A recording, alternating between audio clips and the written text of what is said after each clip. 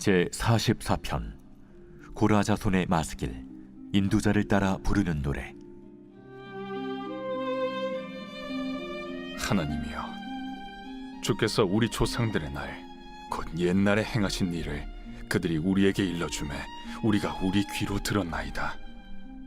주께서 주의 손으로 뭇 백성을 내쫓으시고 우리 조상들을 이 땅에 뿌리박게 하시며 주께서 다른 민족들은 고달프게 하시고 우리 조상들은 번성하게 하셨나이다. 그들이 자기 칼로 땅을 얻어 차지함이 아니요 그들의 팔이 그들을 구원함도 아니라 오직 주의 오른손과 주의 팔과 주의 얼굴의 빛으로 하셨으니 주께서 그들을 기뻐하신 까닭이니이다. 하나님이여, 주는 나의 왕이시니 야곱에게 구원을 베푸소서. 우리가 주를 의지하여 우리 대적을 누르고 우리를 치러 일어나는 자를 주의 이름으로 밟으리이다. 나는 내 활을 의지하지 아니할 것이라 내 칼이 나를 구원하지 못하리이다. 오직 주께서 우리를 우리 원수들에게서 구원하시고 우리를 미워하는 자로 수치를 당하게 하셨나이다. 우리가 종일 하나님을 자랑하였나이다. 우리는 하나님의 이름에 영원히 감사하리이다. 그러나 이제는 주께서 우리를 버려 욕을 당하게 하시고 우리 군대와 함께 나아가지 아니하시나이다. 주께서 우리를 대적들에게서 돌아서게 하시니 우리를 미워하는 자가 자기를 위하여 탈취하였나이다. 주께서 우리를 잡아먹힐 양처럼 그들에게 넘겨주시고 여러 민족 중에 우리를 흩으셨나이다.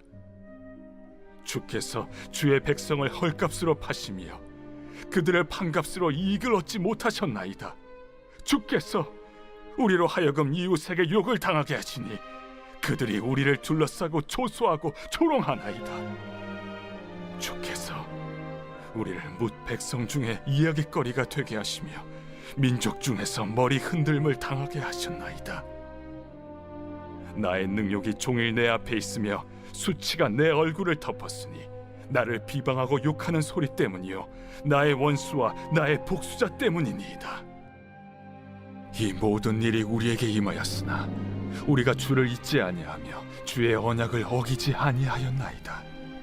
우리의 마음은 위축되지 아니하고 우리 걸음도 주의 길을 떠나지 아니하였으나 주께서 우리를 승냥이의 처소에 밀어넣으시고 우리를 사망의 그늘로 덮으셨나이다. 우리가 우리 하나님의 이름을 잊어버렸거나 우리 손을 이방신에게 향하여 폈다면 하나님이 이를 알아내지 아니하셨으리이까. 무릇 주는 마음의 비밀을 아시나이다. 우리가 종일 주를 위하여 죽임을 당하게 되며 도살할 양같이 여김을 받았나이다. 주여, 깨소서. 어찌하여 주무시나이까? 일어나시고 우리를 영원히 버리지 마소서. 어찌하여 주의 얼굴을 가리시고 우리의 고난과 압제를 잊으시나이까? 우리 영혼은 진토 속에 파묻히고 우리 몸은 땅에 붙었나이다. 일어나 우리를 도우소서.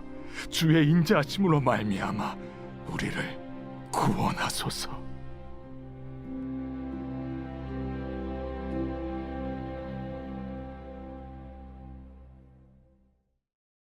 설교 중에 말씀을 읽도록 하겠습니다. 성도님들 가운데에서 그런 경험을 하신 적이 있을 거예요. 그것이 무엇이냐면 믿음대로 했는데 내가 예상한 기대대로 결과대로 흘러가지 않은 경우. 다시 말하면 나는 믿음의 결단, 순종을 행했는데 그 현실이 더 어려워졌고 망했다라고 말할 수 있는 경험들 말이죠. 설교 시간에 주님께서 저희들에게 특별한 감동을 주십니다. 그래서 주님께서 주시는 감동대로 순종했어요. 혹은 TV 프로그램들을 보면 그런 경우들 있잖아요. 간증 프로그램들. 와, 저런 사람은 저런 상황 가운데서도 저런 믿음의 결단을 했단 말이야. 너무 감동인데 그 믿음의 결단을 행했더니 하나님이 그에게 예상하지도 못한 복을 주셨대요.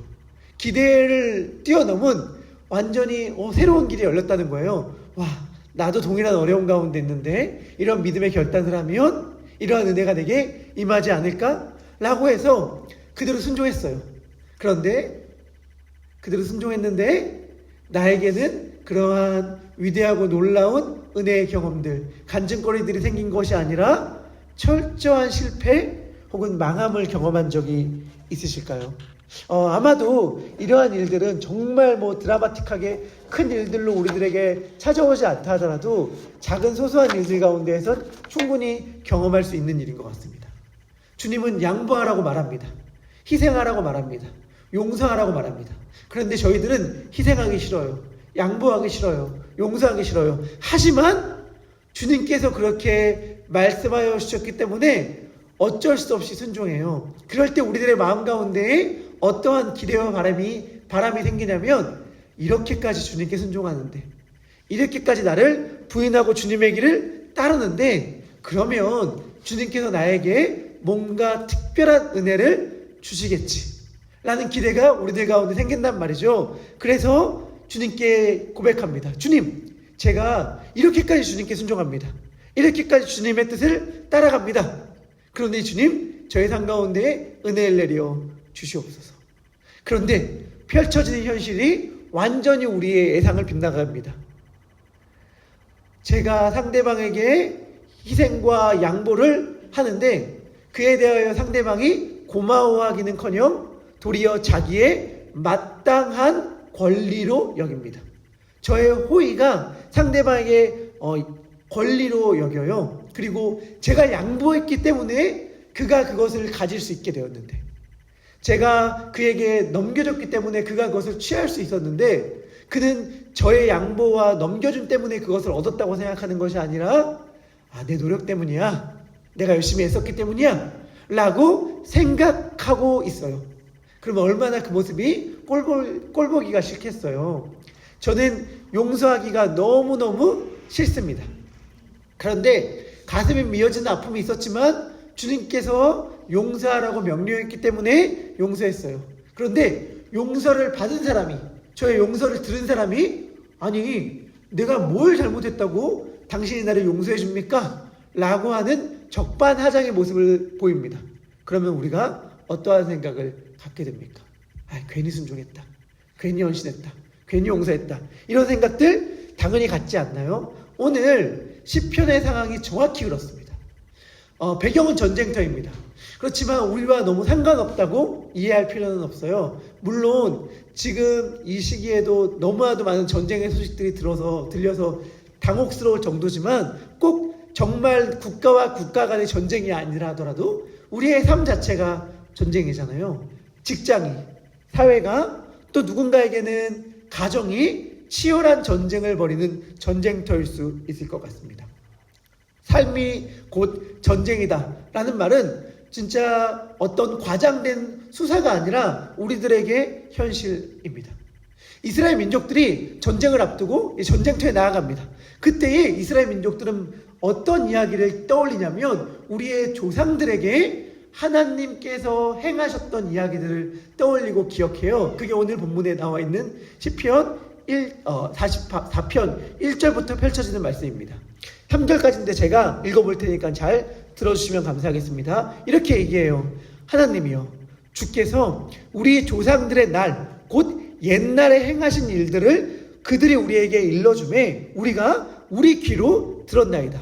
어떠한 일들을 행하셨어요? 주께서 주의 손으로 뭇 백성, 이방 민족들을 의미합니다. 내쫓으시고 우리 조상들을 이 땅에 뿌리박게 하시며, 이것은 가나안 전쟁을 떠올리게 하는 말씀이죠. 주께서 다른 민족들은 고달프게 하시고 우리 조상들은 번성하게 하셨나이다. 그들이 자기 칼로 땅을 얻어 차지함이 아니요, 그들의 팔이 그들의 구원함도 아니라 오직 주의 오른손과 주의 팔과 주의 얼굴의 빛으로 하셨으니 주께서 그들을 기뻐하신 까닭이니이다. 전쟁터를 앞두고 이스라엘 민족들이 뭘 기억하냐면 우리의 조상들 가운데 일하셨던 하나님을 기억합니다. 그리고 우리 조상들에게 승리를 주신 하나님을 기억해요. 이것은 이스라엘 민족의 역사죠. 여호수아 24장을 보면 가나안 땅의 모든 전쟁에 맞춰진 다음에 여호수아가 이스라엘 민족들에게 하는 이야기들이 나옵니다. 모든 전쟁이 끝나고 하나님께서 그 땅을 안식하게 하셨다라고 여호수아는 기록하는데, 그때 하나님께서 여호수아의 입을 빌려서 이스라엘 민족들에게 이와 같이 이야기해 주세요. 여호수아서 24장 5절의 말씀입니다. 내가 모세와 아론을 보내었고 또 애굽의 재앙을 내렸나니 곧 내가 그들 가운데 행한 것 같고 그 후에 너희를 인도하여 내었노라. 6절부터 8절의 말씀입니다. 내가 너희 조상들을 애굽에서 인도하여 내어 바다에 이르게 한즉 애굽 사람들이 병거와 마병을 거느리고 너희의 조상들을 홍해까지 쫓아오므로 너희의 조상들이 나 여호와께 부르짖기로 하나님이 어떻게 하셨어요? 내가 너희와 애굽 사람들 사이에 흑암을 두고 바다를 이끌어 그들을 덮었나니 내가 애굽에서 행한 일을 너희 눈으로 보았으며 또 너희가 많은 날을 광야에서 거주하였느니라. 내가 또 너희를 인도하여 요단 저쪽 거주하는 아모리 족속의 땅으로 들어가게 하매 그들이 너희와 싸우기로 하나님이 어떻게 하셨죠? 내가 그들을 너희 손에 넘겨주매 너희는 그 땅을 점령하였고 그들을 너희 앞에서 멸절시켰으며 그 뒤로 다 이런 얘기예요. 10절, 11절, 12절, 13절 뭐라고 얘기하는가? 나는 너희를 그들의 손에서 건져냈고 내가 그들을 너희 손에 넘겨주었으며 내가 왕벌을 너희 앞에 보내어 그 아모리 족속의 두 왕을 너희 앞에서 쫓아내게 하였으니 너희의 칼이나 너희의 활로써 이같이 한 것이 아니오.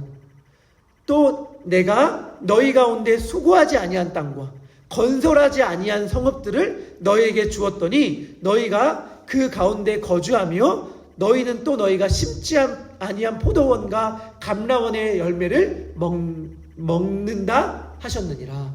이것이 정확히 오늘 시편 44편에서 특별히 3절에서 하는 말 아닙니까? 그들이 자기의 칼로 땅을 얻어 차지함이 아니오 그들의 팔이 그들을 구원함도 아니라 오직 주의 오른손과 주의 팔과 주의 얼굴에 비치려 하셨으니 주께서 그들을 기뻐하신 까닭입니다. 무슨 말이냐? 이스라엘 민족들이 지금 전쟁을 앞두고 있는데 전쟁을 앞두고서 자신의 조상들에게서 하나님께서 일하신 이야기를 떠올리는 거예요. 다시 말하면 내 삶 가운데 굉장히 큰 어려움이 있습니다. 굉장히 큰 문제가 있어요. 시험이 있어요. 그런데 그때에 때마침 옛날에 TV에서 들었던 간증 프로그램에서 누가 했던 간증이 떠오르는 거예요. 때마침 예전에 목사님이 설교 가운데 했던 그 말이 기억나는 거예요. 맞아. 그때 이렇게 하니까 그 사람 승리했다고 했지. 그때 이렇게 하면 하나님께서 지키고 보호하신다고 말했지. 그 약속의 말씀이 떠오르는 거예요. 전쟁터에 나가지만 그때 우리의 조상들의 하나님은 바다를 가르치는 하나님이야.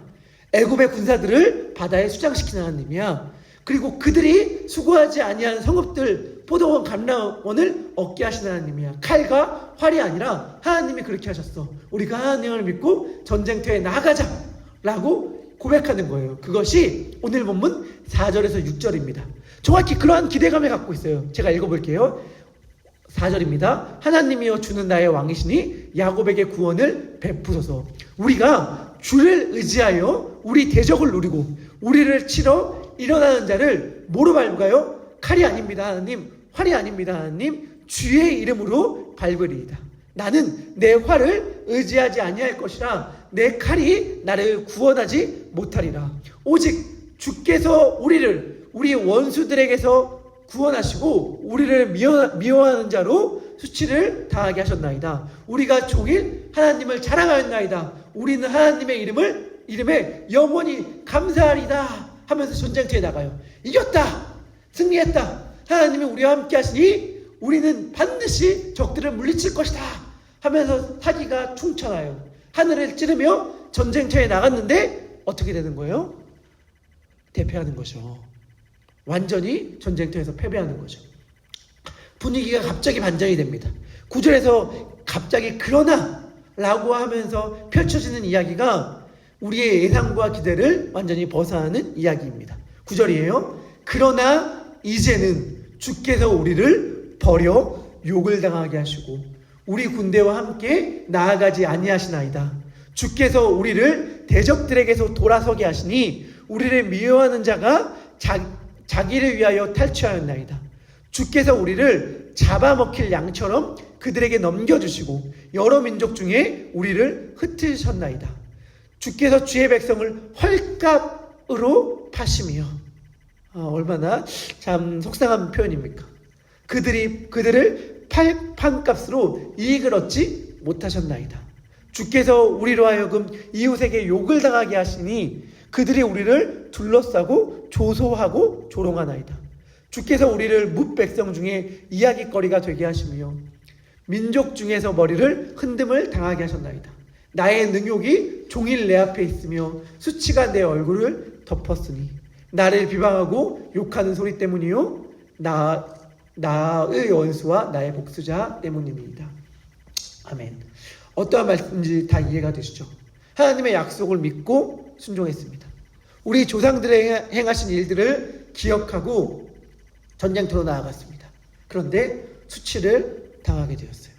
하나님을 믿고 뛰어내렸는데 떨어졌고 추락했고 망하게 되었습니다. 여러분, 질문할게요. 만약에 우리에게 이런 동일한 상황이 펼쳐진다면 우리는 어떻게 반응합니까? 하나님의 약속을 믿고 순종했는데 우리의 기대와 예상과 완전 다른 일들이 펼쳐졌어요. 안 됐어요. 소위 말하면 안 됐어요. 우리들이 많이 경험하는 경험일 수 있는데 기도했는데 안 됐어요. 순종했는데 망했어요. 그러면 우리는 어떻게 보통 우리들의 마음을 먹고 어떤 반응을 보이죠? 이거죠. 안 되네. 안 되네. 역시 인생은 실전이고 만만하지가 않아. 현실은 현실이고 믿음의 이야기는 성경 안에서, 교회 안에서는 통할지 모르겠지만 세상에서는 통하지 않아. 그러니 세상에서는, 현실에서는 현실의 방법을 따라 살아가야 돼.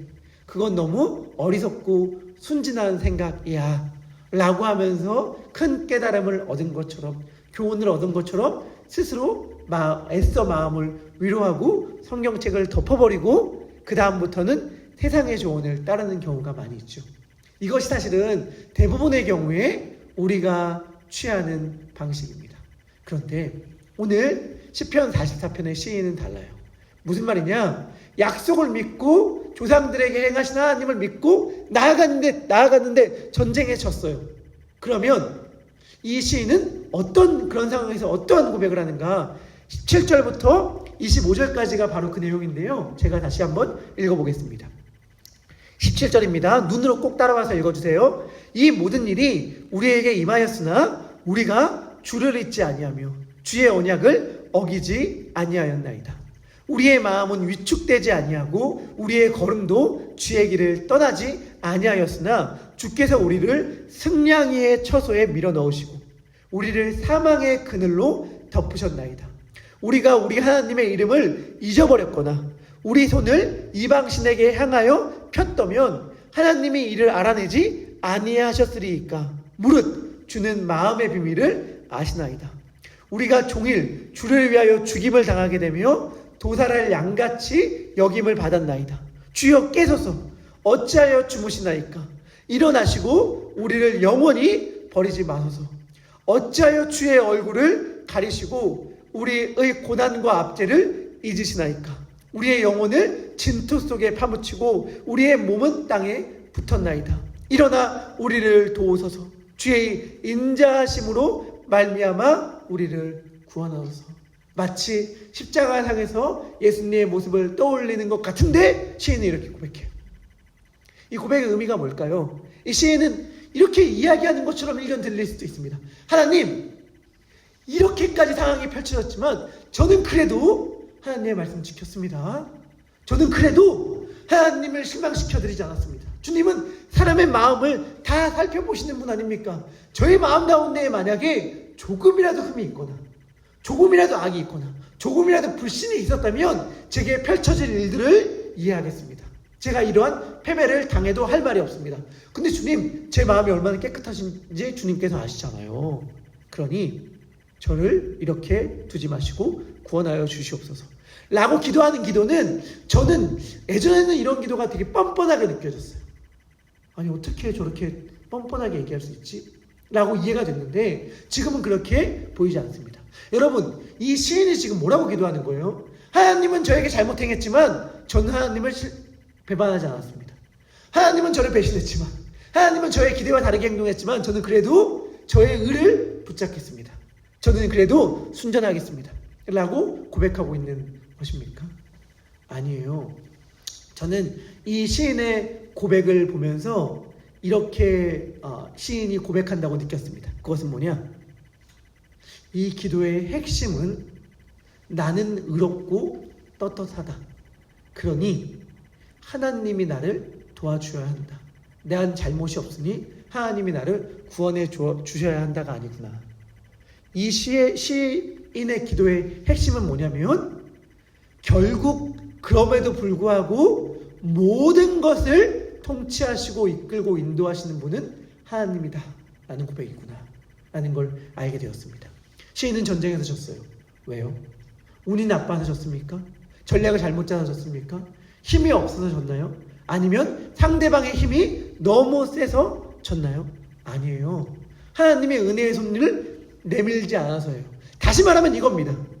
결국 가장 센 분은 하나님이라는 거예요. 그리고 이 모든 것들을 다스리시는 분도 하나님이라는 믿음의 고백을 하고 있는 것입니다. 만약에 상대방과 내가 전쟁을 해요. 근데 내가 진 이유가 내가 힘이 없기 때문이에요. 그럼 어떻게 해야 되죠? 내 힘을 길러야죠. 내가 힘이 없기 때문이라면 내 힘을 더 강하게 해서 남들이 나를 무시받지 못하게 만들어야죠. 내가 졌어요. 내가 졌는데 그 이유가 상대방의 힘이 압도적으로 강하기 때문이에요. 내가 아무리 열심히 운동하고 힘을 키워도 상대가 안 돼요. 그럼 어떻게 해야 돼요? 서럽지만 너무 속상하지만 운명이다 하면서 받아들여야죠. 아무리 내가 노력해도 안 돼. 아무리 내가 애써도 그 사람은 이길 수가 없어. 이 문제는 내가 해결할 수가 없어. 이 문제는 나에게 너무 거대하기 때문에 안 돼. 라고 하고 포기하고 받아들여야겠죠. 그런데 그게 아니라 내가 진 이유가 나의 현실이 이러한 이유가 하나님께 있다고 믿으면 어떻게 되는 거예요? 하나님께 도움을 간구하게 되는 거죠. 그렇기 때문에 소망이 있는 거예요. 왜냐하면 결국엔 앉고 일어서 넘어지고 다시 제자리에 올라서 일어서는 것이 하나님께 달려있기 때문에 우리의 시선은 어떠한 상황과 어떠한 현실이 우리들에게 경험된다 하더라도 하나님만 향하면 되는 것입니다. 그래서 시인은 전쟁터에서 진 현실 한가운데서도 여전히 하나님을 향한 신앙을 고백하는 거예요. 왜냐하면 답은 거기에 있으니까. 답은 나의 힘을 키우는 데 있는 것도 아니고 상대방의 힘이 센 것에 있는 것도 아니고 답은 어디에 있다고요? 하나님께 있으니까. 그리고 그 사실을 제대로 알고 믿고 고백하면 어떻게 되냐면 지금 내가 처한 실패와 좌절의 현실이 나를 흔들 수 없다는 걸 알게 됩니다. 왜냐? 제가 어제 퀴즈 때 말씀드렸는데 다시금 오늘 말씀드립니다. 전쟁에서 진 것이 핵심이 아니기 때문에 그렇습니다. 전쟁에서 내가 박살났다, 졌다, 내가 얼마나 피해를 입었다, 이게 핵심이 아니에요. 핵심이 뭐냐면 그 상황 가운데서도 내가 하나님과 함께하는가, 내가 예수님과 함께하는가가 중요해요. 우리 가운데 사람마다 고난의 크기가 다 다를 수 있죠. 어려움의 크기가 다 다를 수 있어요. 그런데 그 크기는 중요하지 않아요. 지금 여러분들의 삶이 평안합니까? 아니면 치열한 전쟁터 한가운데 있습니까? 나를 힘들게 하는 파도의 크기가 집채만큼 커서 나를 집어삼킬 것 같습니까? 아니면 힘들긴 하지만 이 정도 파도쯤은 그래도 나 혼자 어떻게든 헤쳐나갈 수 있어 라고 하는 파도의 크기입니까? 이 파도의 크기가 얼만큼 큰지는 사실 하나도 안 중요해요. 중요한 건 뭐냐면 내가 지금 예수님과 함께 하느냐만 중요해요. 왜냐하면 그 파도가 아무리 거세다 하더라도 예수님이 딱 한마디만 하면 순식간에 잠잠해지니까. 예수님이 딱 한마디만 하면 잠잠하라, 고요하라, 딱 한마디만 하면 지금 나를 죽일 듯 달려드는 이 파도도 순식간에 고요해지기 때문에 중요한 건 그 파도의 크기가 얼마나 크냐가 아니라 내가 지금 예수님과 함께 하느냐입니다. 전쟁의 상황 한가운데서는 우리 너무 힘들잖아요. 어떤 고백을 해요? 죽을 것 같습니다. 숨이 턱턱 막혀옵니다. 제가 더 이상 살 힘이 없습니다 라고 고백하잖아요. 그런데 우리가 믿는 예수님이 누구예요? 우리는 주님 죽겠나이다, 우리가 죽게 된 것을 왜 돌보지 않습니까? 주님, 이 문제를 도와주지 않으면, 해결하지 않으면 우리가 죽을 것 같아요. 우리 죽어요. 이렇게 기도하는 그 순간 주님께 애타게 기도하는 그 순간 주님은 우리들에게 뭐라고 말씀하세요? 우리들에게 뭐라고 말씀하십니까? 나는 부활이요 생명이니 나를 믿는 자는 뭐라고 말씀하세요? 죽어도 살겠고. 이거를 보여주는 게 나사로 사건이잖아요. 죽을 것 같아요가 아니라 죽었어. 죽었단 말이에요. 죽은 지 하루, 이틀, 사흘, 나흘이 지났어요. 그런데 중요한 건 뭐냐면 죽었느냐 아니냐, 죽은 지 하루가 지났냐, 이틀이 지났냐, 3일이 지났냐, 4일이 지났냐가 아니라 예수님이 거기에 계시냐 이잖아요. 예수님이 거기에 계시니까 나사로야 나오너라 그 한마디에 시체 냄새가 나는 나사로가 그 무덤의 문을 열고 나오지 않습니까?